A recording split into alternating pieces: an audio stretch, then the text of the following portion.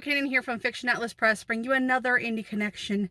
And this week we're not in Kansas anymore because we are going to be telling you about some indie books that you might enjoy if you're a fan of Dorothy Must Die by Danielle Page, or of The Wizard of Oz. The first book I have for you is called Heartless as a Tin Man by Kendra Moreno. The Yellow Brick Road hungers. The world has completely lost its mind. Not only is Briella May trying to pick up the pieces of her life, but she suddenly finds herself falling into some sort of nightmare named Oz while hanging out at Bullfrog Creek. She only wanted a new start. She didn't realize she'd literally have to start anew.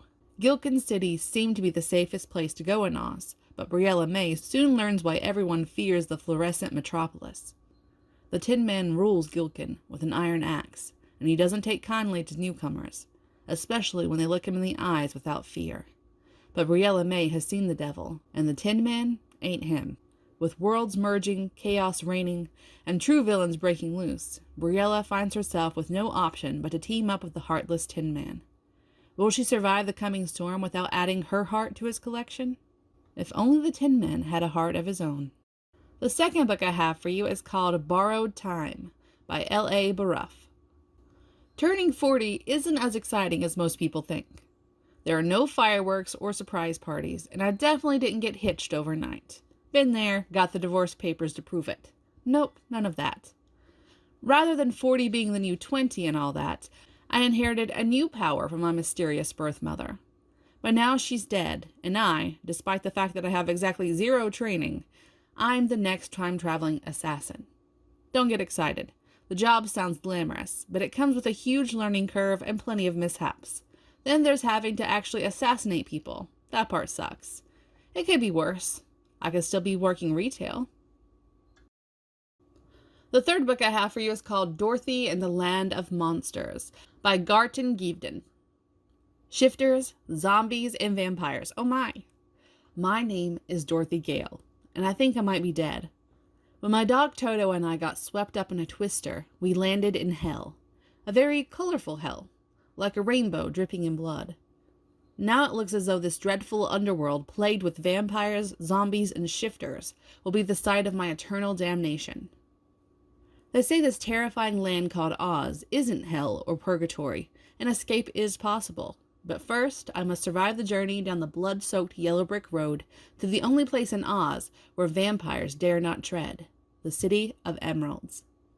With enchanted footwear and the help of my 3 new friends, a friendly zombie, a massive shifter lion, and a heartless axe murderer of evil night creatures, who also happens to be the hottest guy I've ever seen, Toto and I have a chance to make it to the vampire-free zone.